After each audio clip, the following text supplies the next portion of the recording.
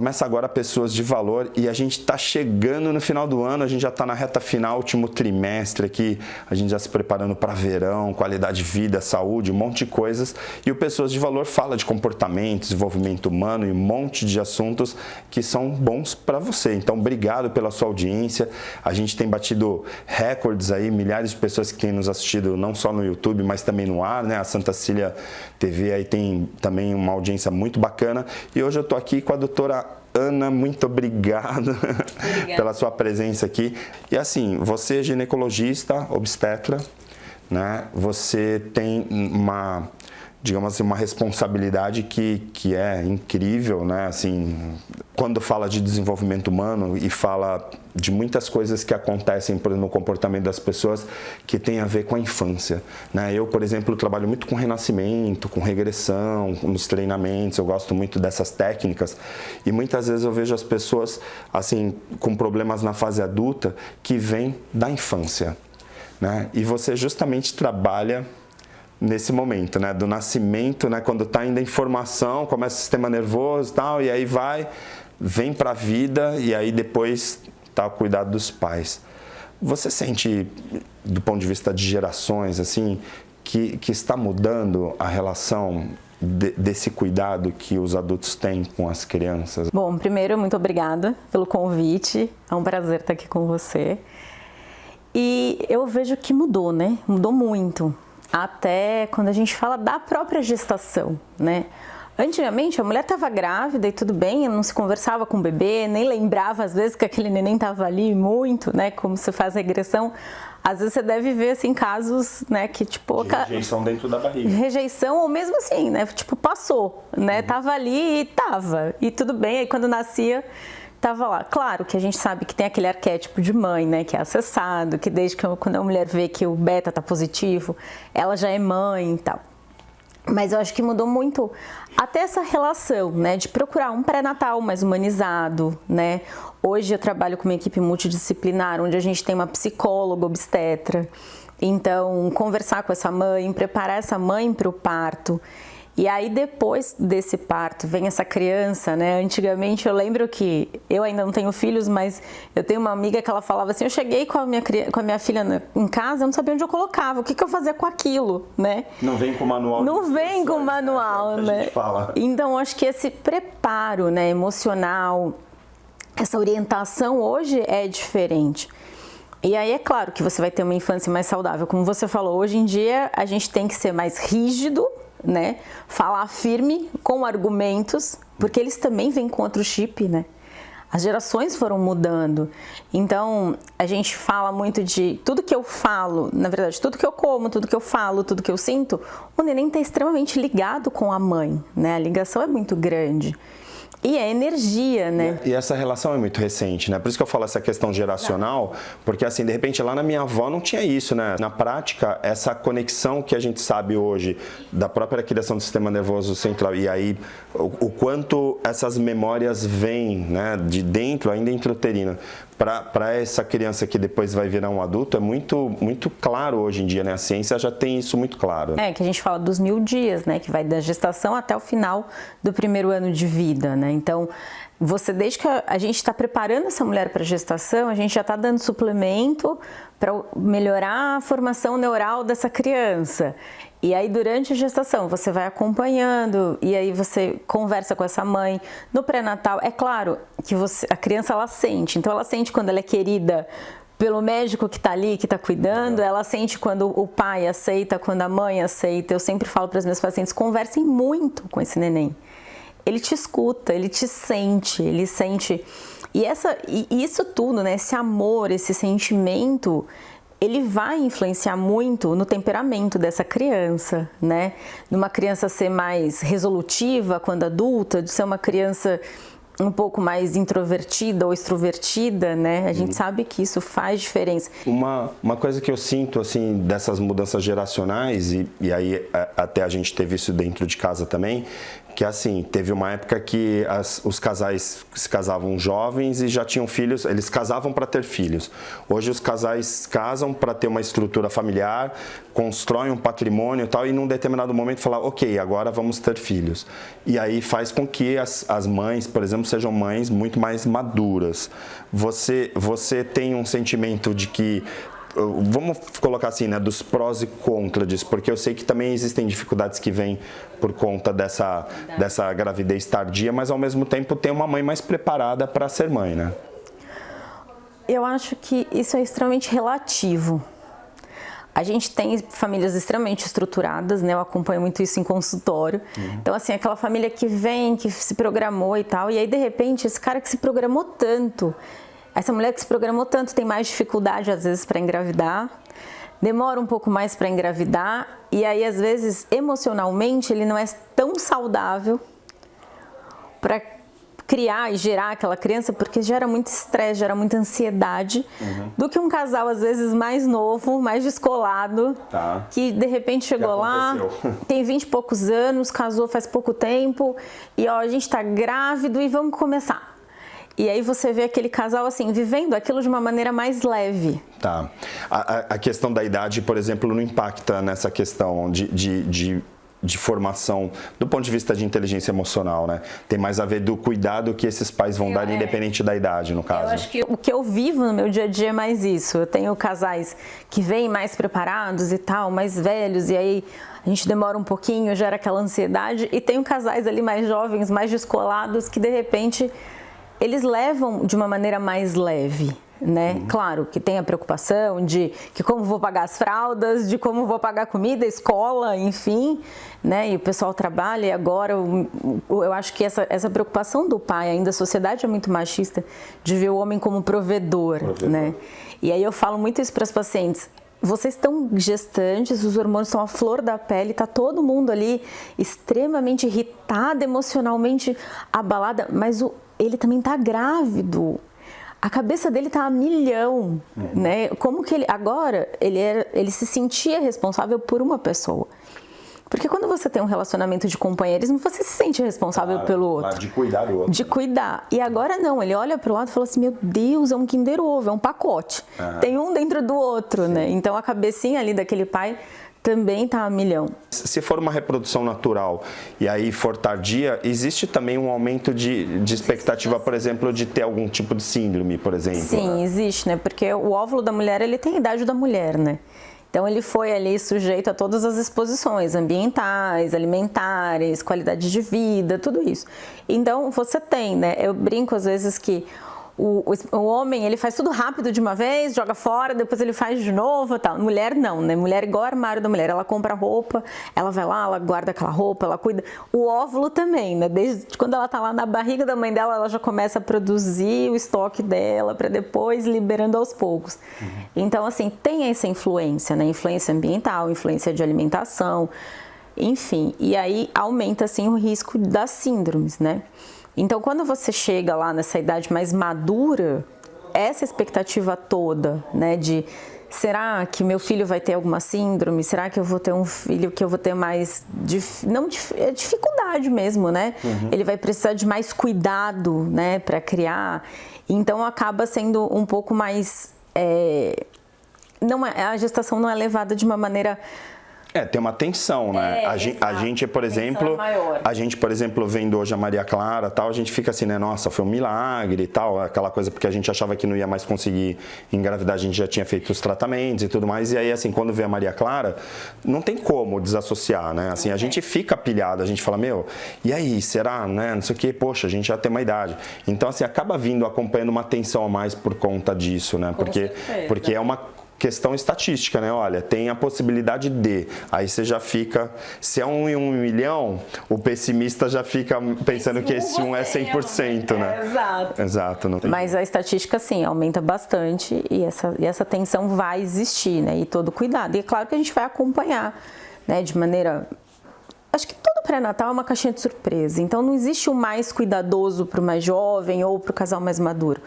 O pré-natal ele tem que ser feito com muito cuidado para todo mundo, né? Desde o início da gestação a gente vai estar ali acompanhando. Claro, A gestação ela é uma fase linda da mulher, é uma fase de saúde, né? De uma mulher estar saudável, ela conseguiu gerar um bebê, ela tá ali com uma vida dentro dela. Mas é uma caixinha de surpresa, então a gente precisa olhar com muita atenção para cada fase, fazer todos os exames que são solicitados. Normalmente as pessoas querem fazer ultrassom, né? Ah, não fiz exame de sangue porque eu não gosto de colher sangue. Ah, não fiz. Tudo é muito importante, né? Então, fazer o morfológico na época certa, tudo isso vai contribuir para um final mais feliz, né?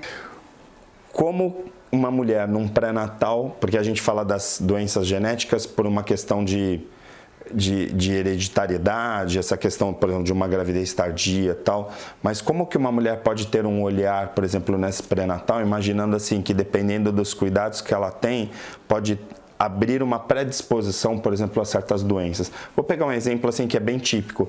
Então, de repente, a mulher tem diabetes, aí ela não está controlando a diabetes e assim a chance de ela transmitir, né, ou fazer com que essa criança de repente tenha problemas lá na frente por causa, de repente, do próprio estilo de vida dessa mãe. A diabetes, né, falando, ou uma mulher que já é diabética, ou a própria diabetes gestacional, ela pode causar ali para alteração de glicemia até má formação fetal. Né? Então, a gente tem que estar sempre controladinho. Eu sempre falo, você vai engravidar? Então, vamos fazer primeiro lá todos os exames. Vamos ver se está tudo bem. Vamos arrumar a casinha. A casinha está pronta? Então, vamos agora receber o hóspede. Tá. Se por acaso engravidou e a casinha não estava tão pronta assim, ainda faltavam uns reparos, a gente tem tempo ali, né? Fazendo tudo no período certo, no tempo certo. A gente consegue controlar bem a glicemia. Se eu controlar bem a glicemia, eu levo essa gestação até termo tranquilamente. Muitas vezes eu nem preciso entrar com insulina, é só controle alimentar, exercício físico. Claro que para cada caso é um caso, né? Não é isso não serve para todos, sim, mas a gente... receita geral, né? Exato, a gente primeiro vai fazer ali as medidas comportamentais. E aí, em último caso, a gente vai lançar mão de insulina e vai estar sempre acompanhando. Então, assim... Tem neném com má formação por aumento de glicemia, por diabetes gestacional? Tem. Tem neném que vai a óbito? Tem. Eu pego muito em pronto-socorro, neném que já chega em óbito fetal. E aí você olha lá a carteirinha de pré-natal, tinha uma glicemia aumentada, acima de 92, que a gente fala que é diabetes gestacional.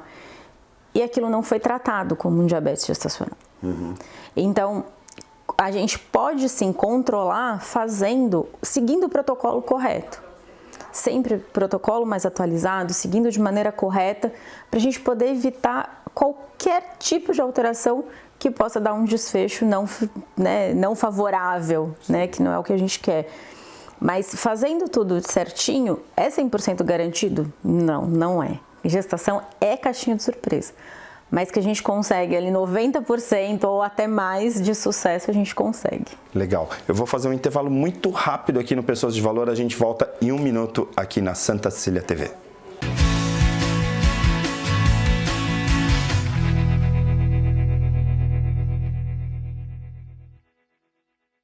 Sou Renise Gomes, coach e mentora de líderes. E a gente fala tanto em coach, mas o que é mesmo? É uma metodologia fantástica que leva você ao melhor de si mesmo. E a gente faz um trabalho individual, online, com sessões semanais para você desenvolver as suas competências, para você ter clareza do seu objetivo e nós apoiamos para que você chegue lá.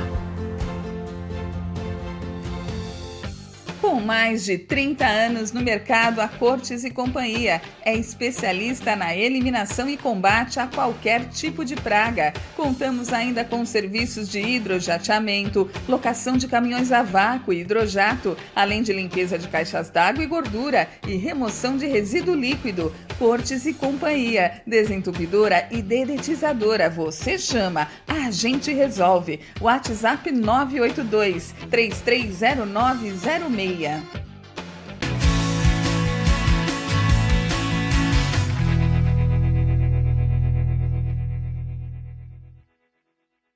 De volta com pessoas de valor, lembrando que o programa tem um dos patrocinadores, a Cortes e Companhia, lá do Rodrigo, a equipe que faz um trabalho super bacana de detetização, desculpinização e também limpeza de caixa d'água, caixa de gordura. Se por acaso você é síndico ou mora numa residência e tem que fazer um trabalho, com certeza você já conhece o serviço deles, Cortes e Companhia, o telefone está aparecendo aí. E aí fica uma dica, né? Final de ano, dá aquela limpeza lá, porque também a gente fala de saúde aqui e a Cortes tem tudo a ver com isso, de você estar vivendo num ambiente saudável para você poder também curtir o seu bem-estar, tá bom? Hoje a gente está aqui com a doutora Ana, que cuida de uma das áreas mais importantes da medicina. Existe a ginecologia, que já é incrível, porque já está cuidando como você falou, da casinha antes mesmo de essa criança vir, e depois a obstetrícia também, que é efetivamente fazer essa troca de ambientes, né? Eu falei para você no primeiro bloco, a gente faz lá o marca pessoal e a gente trabalha muito com regressão, renascimento, tal. E às vezes eu vejo pessoas trazendo experiências dessa memória, que às vezes não é nem uma memória consciente, porque antes, se a pessoa não está em transe, por exemplo, ela nem lembraria que ela foi rejeitada por uma mãe ou rejeitada até pelos pais, tal. A gente vê às vezes notícias de crianças que foram abandonadas no meio da rua, tal. A gente sabe aí as condições de cada um, inclusive questões psiquiátricas, tal, que levam a isso. Tudo entra nessa coisa de como lidar no pré-natal e entender que a criança que está dentro daquela mulher, ela está sentindo, ela está guardando tudo, mesmo que depois ela vá num processo terapêutico lembrar isso de alguma forma para tentar eliminar, entre aspas, esses traumas. Das experiências que você tem visto, principalmente aí, eu não vou entrar nem na questão de jovens, né, na questão de geracional, mas das pessoas que você tem visto, você tem acompanhado assim, um quadro que você percebe que está crescendo? Porque eu vejo as pessoas falando assim, né? Ah, agora tem criança índigo, tem SPA, síndrome de pensamento acelerado, tal, em relação às crianças. As crianças estão vindo mais aceleradas, já estão acostumadas com tela, essa coisa toda. No caso do parto em si, da maternidade, tal, você tem visto algum comportamento que tem assim, soado estranho para você, sabe? Como se fala assim, olha, eu tenho visto acontecer alguma coisa que não vi antigamente, que tem visto mais? As crianças, assim, hoje elas nascem muito mais espertas, né? Você pega, assim, antigamente você pegava, era aquele neném molinho, né? Aquele neném que era assim, nem abria o olhinho, parecia que ele era mais delicadinho, mais frágil. Vulnerável. Hoje não, hoje você tá ali, de repente você acaba de tirar, você tá tirando ele ainda, ele já abre o olho, te olha, assim, e aí a gente até brinca que parece que eles estão falando, e aí, você tá me tirando daqui por quê? Uhum. Né? Tipo, o que tá acontecendo? Parece que eles são mais espertos, assim, né? Eles são mais... A gente pode falar até de evolução, né? Acho que a espécie está evoluindo e eles estão evoluindo também. Então, às vezes eu tô ali, esses dias eu até brinquei, que teve um que eu peguei, acabei de pegar, ele ficou abraçadinho, assim, no meu braço. E com força. E aí, antigamente, a gente não via isso. Uma geleia, né? Hoje, eu tenho aí 15 anos, né, de experiência, né? Então... Às vezes eu pegava, ele era mais molinho, se a gente brincava, eu tenho o costume de pegar e saudar esse neném quando ele nasce, né? Que ele seja bem-vindo. E eu gosto muito de fazer um carinho, né? Porque eu acho que isso é muito importante. Sim, seja bem-vindo. Seja bem-vindo, sabe? Se receber falando assim, olha, você é querido aqui, né? Você tá chegando e esse é o seu lugar. Então eu sempre tive esse hábito de fazer, e aí eu pego, ai, que lindo, seja bem-vindo e tal. E antigamente parecia que tipo, ok, né? Seja bem-vindo, você entregava o pediatra e tava tudo bem. Hoje não, parece que ele te olha, que ele tá entendendo o que você tá falando. Eu vejo isso assim, claro, tem a questão antropológica, tal, que a gente pode ver pela evolução da espécie e tudo mais. Ao mesmo tempo, se as mães também começam a dar mais cuidado e conversar mais, de certa forma aquele momento intrauterino onde aquela criança era esquecida, agora ela começa já a se desenvolver, inclusive o sistema nervoso, porque aí ela começa a ter estimulação mesmo antes de nascer. Então quando ela nasce, ela já está estimulada, né? Tem esse lado também do comportamento que os pais tiveram para que isso acontecesse também, né? Tem um pouquinho. Hoje elas, né? Elas conversam mais com os bebês. Esses bebês, eles viram ali protagonistas desde o primeiro beta-HCG, né? Tem neném que já tem até Instagram dentro da barriga. Então, assim, né? Eles têm todo esse estímulo e eles realmente, assim... os partos são lindíssimos, assim, né? O corpo humano é muito perfeito, né? Eu falo que o engenheiro lá que projetou, tipo, é o cara e ele fez, assim. Então, assim, o trabalho de parto chama trabalho porque é um trabalho do corpo da mãe e do neném para nascer, né? Então, essa interação, essa integração ali, a emoção, parece que tudo isso hoje é diferente. Sim. Né? Você tem E um lado também que eu queria trazer, justamente perguntei essa questão do que mudou, porque assim, me vem a sensação de que as pessoas hoje estão mais preocupadas com a questão da inteligência emocional, da gestão da emocionalidade e tal. Então assim, eu por exemplo não li um manual de como ser pai, a gente vai aprendendo, lógico, vai lendo, mas vai aprendendo com as experiências, né? Mas assim, de certa forma, as mães, claro, tem exceções, mas as mães estão trabalhando mais essa questão da gestão da emocionalidade. Como também elas estão sendo mães mais tardiamente, automaticamente você acaba tendo uma relação diferente de mãe e filhas ou filhos, né? Sim, porque elas se preocupam mais justamente, né? Como você está falando com isso. Hoje, como eu falei, a gente tem na nossa equipe do nosso hospital, a Carolina Ferraz, que é uma psicóloga obstetra sensacional. Inclusive, ela é minha psicóloga, eu amo a Carol de paixão.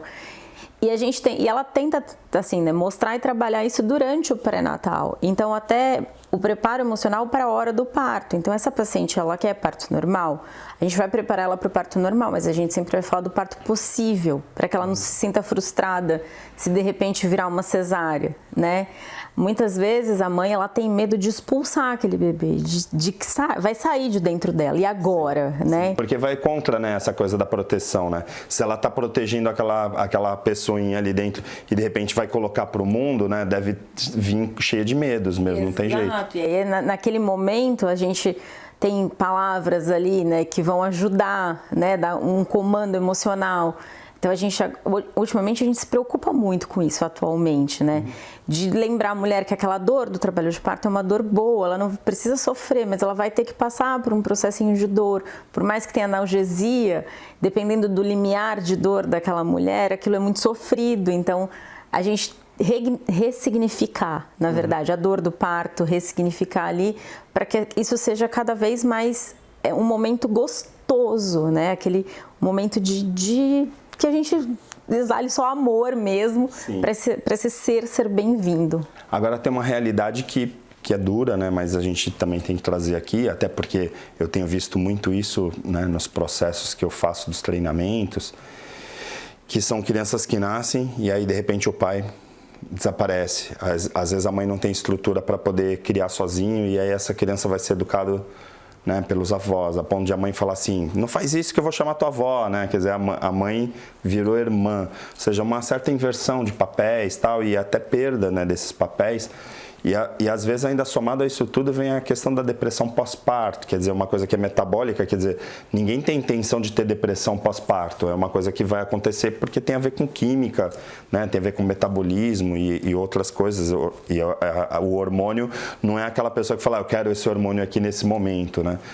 Tudo isso, de certa forma, são dificultadores para ter, por exemplo, uma criação, né, principalmente nesses 1000 dias aí que a gente estava falando, né? Como que você, como ginecologista, como obstetra, trata essas questões? Assim, eu sei que você falou da Carolina e tal, mas você pessoalmente, né, dá para sentir, por exemplo, o momento que essa mãe está se transformando, e aí como que é o teu papel nisso? Porque eu fico imaginando o quanto é maravilhoso cuidar, né, do nascimento de criança, ao mesmo tempo você vê essa mãe passando por essa transformação que não é bacana, né?